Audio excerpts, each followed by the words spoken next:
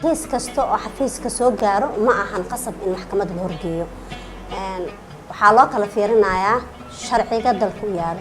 kiisas waxaa jiraan kiisas fudud ah oo lagu dhaqaajiyo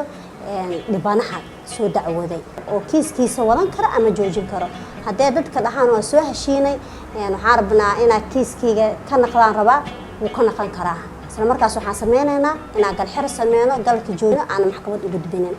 kiiska hadduu ku saabsan yahay qalqalgelin amniga guud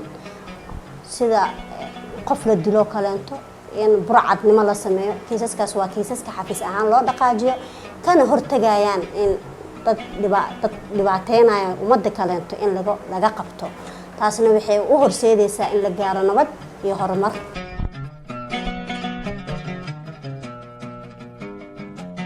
doorka ay ku leedahay shaqada aan qabto nabadda